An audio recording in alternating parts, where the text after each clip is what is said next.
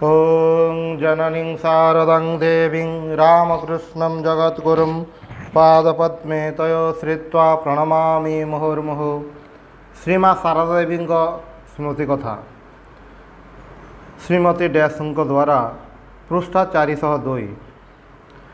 श्री श्री माँ मते दीक्षा देवा परे कहिथिले, देख माँ मु बाळुत विधवा को मंत्र दिए नहीं, तेबे तुमे भल तेणु देली। देख तुमे मते बुड़ाइब नहीं।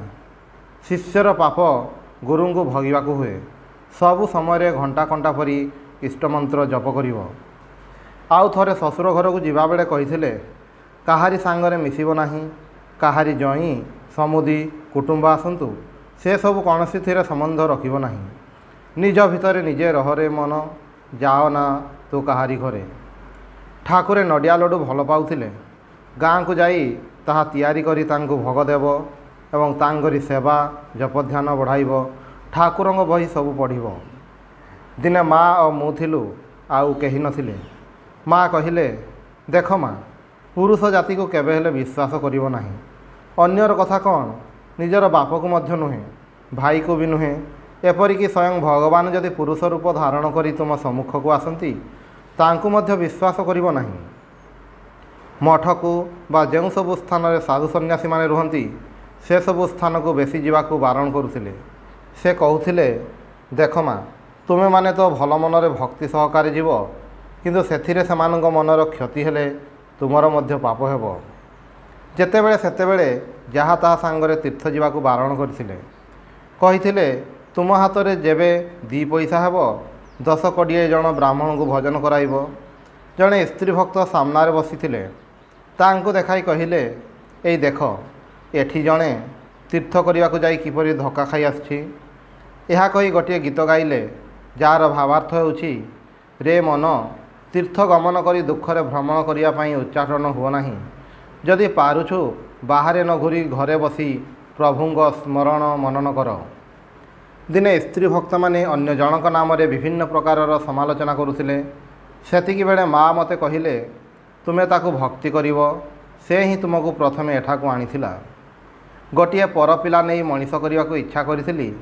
तार उत्तर रे राधु पाई निजर अवस्था देखाई माँ मते कहिथिले, सेपरी काम कदापि कर नाही।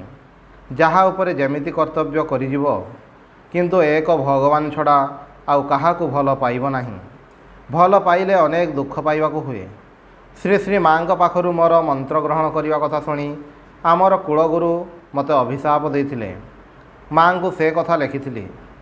माँ चिठी रे उत्तर दे जणाइले, जी ठाकुरंग शरणागत हुए तार ब्रह्मशापरे मध्य किछि हुए नाही। तुमर कौनसी भय नाही। जड़े प्राचीना स्त्री भक्त मते दिने कहिथिले, मठ फटरे आउ एबे किछि नाही। से कथा मो माँ को जाई कहिथिली। माँ शुणी चमकी उठी कहिले, जदि एबे मध्य धर्म बोली किछि थाई तो ताहा एठारे और मठरे अछि। दिने जड़े स्त्री भक्तों कथा आलोचना करू करू मु और नलिनी दीदी माँ को कहिलु, किंतु तांको उपरे तो आमर कौन सी अश्रद्धा आसु नाही। माँ कहिले, से जे ठाकुर को डाके, जे ठाकुर को डाके से जेमितिका हेउ ता उपरे अश्रद्धा हुए नाही। श्री प्रबोध और श्री मणीन्द्र द्वारा स्मृति कथा। 1907 ख्रीष्टाब्द श्री श्री माँ को प्रथम दर्शन कली। 1908 मध्य भागरे वर्षा काल द्वितीय थर दर्शन होइथिला। एथर दिन प्राय 11:30 बेले जयराम बाटी उपस्थित हेली। प्रणाम करिबारु श्री श्री माँ पचारिले, तुमे कौन मास्टर महाशय को छात्र? मु कहिली, ना माँ मु तांको पाखकु जाए। माँ कहिले, से किपरि अछंती? तुमे कौन एबे जाइथिलो? मु कहिली, भल अछंती। मु 8 दिन पूर्व जाइथिली। मध्याह्न खाइबा समय मु पचारिली, वर्तमान आपणकर कलिकता जीवा हेबो कि? माँ कहिले, पूजा बेले जीवा पई इच्छा तो अछि। तापरे माँ जहा करिवे। तुम मानक जमी रे धान हुए? मु कहिली, हाँ माँ हुए। माँ कहिले, बेस आम गाँव रे भल धान हुए नाही, तुमर कौन बिरी हुए? मु कहिली, हाँ माँ। माँ कहिले, बेस भल।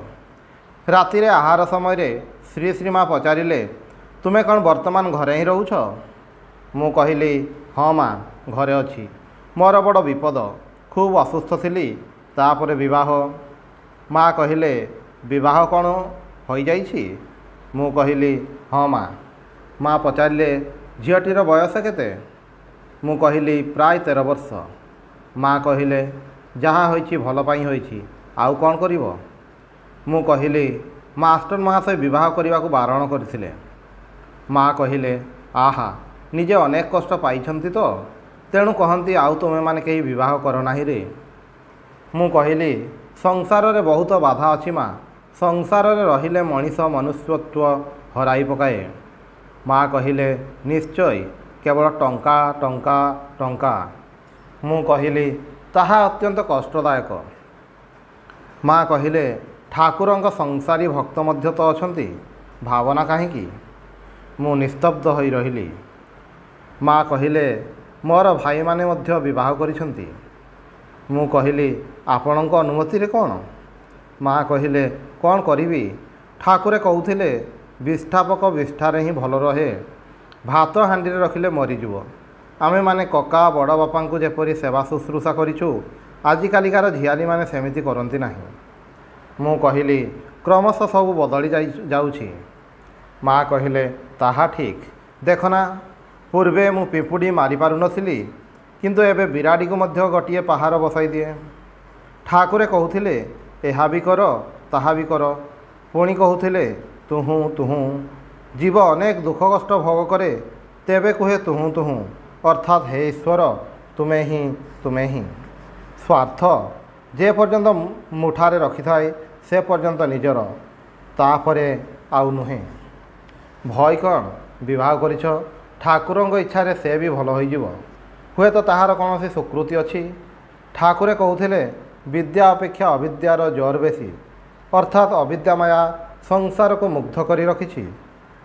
20 ଏପ୍ରିଲ 1919 ଖ୍ରୀଷ୍ଟାବ୍ଦ, ରବିବାର, ଜଗଦମ୍ବା ଆଶ୍ରମ, କୋଆଲପଡ଼ା, ବାଙ୍କୁଡ଼ା। ମଣୀନ୍ଦ୍ର ସାତୁ ଓ ନାରାୟଣ ଆୟଙ୍ଗାର ଜଣେ ମାଡ୍ରାସୀ ଭକ୍ତ ପ୍ରଭୃତି ସକାଳ ପ୍ରାୟ 10ଟା ବେଳେ ଶ୍ରୀ ଶ୍ରୀ ମାଙ୍କୁ ପ୍ରଣାମ କରିବାକୁ ଯାଇଥିଲେ। ମା ପ୍ରାୟ ମାସେ ପରେ ହେବ ଆସିଛନ୍ତି। ପୁରୁଷ ଭକ୍ତମାନେ କୋଆଲପଡ଼ା ମଠରେ ରହନ୍ତି ଏବଂ ସେଠାରେ ଖିଆପିଆ କରନ୍ତି। ଶ୍ରୀ ଶ୍ରୀ ମାଙ୍କର ଝିଆରୀ ମାକୁର ପୁଅ ଖୁବ୍ ଅସୁସ୍ଥ, ଡିପ୍ଥେରିଆ ହୋଇଛି, ଜୟରାମବାଟିରେ ଅଛି। ବୈକୁଣ୍ଠ ମହାରାଜ ତାକୁ ଦେଖୁଛନ୍ତି। ମା ସେଥିପାଇଁ ବିଶେଷ ଚିନ୍ତିତା, କ'ଣ ହେବ? ଭକ୍ତମାନେ ପ୍ରଣାମ କରି ବସିବା ପରେ ପ୍ରଥମେ ସେଇ କଥା ହିଁ ପଡ଼ିଲା। ନାରାୟଣ ଆୟଙ୍ଗାର କହୁଛନ୍ତି ମା, ଆପଣଙ୍କର ଆଶୀର୍ବାଦରେ ପୁଅଟି ଭଲ ହୋଇଯିବ। ମା କହିଲେ ହାତ ଯୋଡ଼ି ଶ୍ରୀ ଶ୍ରୀ ଠାକୁରଙ୍କ ଛବିକୁ ଅନାଇ, ସେ ଅଛନ୍ତି। ସାତୁ କହୁଛନ୍ତି ମାକୁର ପୁଅ ପାଇଁ ନାରାୟଣ ଆୟଙ୍ଗାର ବହୁତ କରିଛନ୍ତି, ଡିପ୍ଥେରିଆର ଇଞ୍ଜେକ୍ସନ୍ ଆଣିବା ପାଇଁ କଲିକତାକୁ ଲୋକ ପଠାଇବା ଇତ୍ୟାଦି। ମା କହିଲେ ହଁ, ଭଲ ମଣିଷ, କାଳୁକୁ କଲିକତା ପଠାଇବା, ଟଙ୍କା ଖର୍ଚ୍ଚ କରିବା, ସେ ନଥିଲେ କିଏ ଏତେ କରିଥାନ୍ତା? ନାରାୟଣ ଆୟଙ୍ଗାର କହୁଛନ୍ତି ମୁଁ ଯନ୍ତ୍ର, ଠାକୁରେ ଯନ୍ତ୍ରୀ, ମୋତେ ଯନ୍ତ୍ର ଭଳିଆ କାମ କରାଉଛନ୍ତି। ମା କହିଲେ ଠାକୁରେ କହୁଥିଲେ ଯାହାର ଧନଧାନ୍ୟ ଅଛି ସେ ମାପୁ, ଅର୍ଥାତ୍ ଦାନ କରୁ, ଯାହାର ନାହିଁ ସେ ଜପୁ। ନାରାୟଣ ଆୟଙ୍ଗାର କହୁଛନ୍ତି ଜପ କରିବା ବେଳେ କ'ଣ ଆଚମନ କରିବା ଦରକାର? ମା କହିଲେ ହଁ, ଘରେ କଲେ ଆସନ ଆଚମନ ପ୍ରয়োଜନ, ରାସ୍ତାରେ ବା ଅନ୍ୟତ୍ର ବାଟଘାଟରେ ନାମ କଲେ ହିଁ ହେବ। ନାରାୟଣ ଆୟଙ୍ଗାର କହୁଛନ୍ତି କେବଳ କ'ଣ ନାମ, ମନ୍ତ୍ର ଜପ ନୁହେଁ? ମା କହିଲେ ହଁ, ମନ୍ତ୍ର ଜପ ମଧ୍ୟ ନିଶ୍ଚୟ କରିବ, ତେବେ ମନ ସ୍ଥିର କରି ଥରେ ଡାକିଲେ ଲକ୍ଷେ ଜପର କାମ ହୁଏ। ନଚେତ୍ ସାରାଦିନ ଜପ କରୁଛି କିନ୍ତୁ ମନ ନାହିଁ, ସେଥିରେ କ'ଣ ଫଳ ହେବ?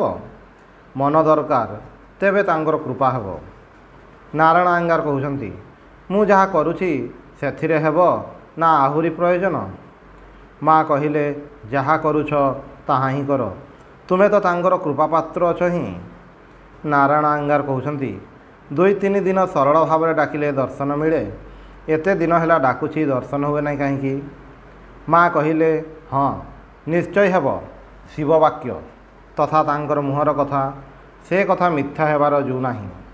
ସୁରେନ୍ଦ୍ରକୁ ସେ କହିଥିଲେ ଯାହାର ଅଛି ସେ ମାପୁ, ଯାହାର ନାହିଁ ସେ ଜପୁ। ସମସ୍ତଙ୍କୁ ଲକ୍ଷ୍ୟ କରି, ତାହା ମଧ୍ୟ ଯଦି ନ ପାର ଠାକୁରଙ୍କୁ ଦେଖାଇ ଶରଣାଗତ, ଏତିକି ମନେ ରଖିଲେ ହିଁ ହେଲା। ମୋତେ ଦେଖିବାକୁ ଜଣେ ଅଛନ୍ତି, ଜଣେ ମା କିମ୍ବା ବାପା ଅଛନ୍ତି। ନାରାୟଣ ଆୟେଙ୍ଗାର କହୁଛନ୍ତି, ଆପଣ କହୁଛନ୍ତି ତେଣୁ ମୋର ବିଶ୍ୱାସ।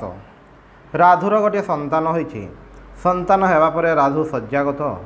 ତାକୁ ଖୁଆଇବାର ସମୟ ହୋଇଛି, ତେଣୁ ମା ବର୍ତ୍ତମାନ ଯିବେ। ମା କହୁଛନ୍ତି, ବର୍ତ୍ତମାନ ରାଧୁକୁ ଖୁଆଇବାକୁ ଯିବି। ଭକ୍ତମାନେ ପ୍ରଣାମ କରି ଉଠୁଛନ୍ତି।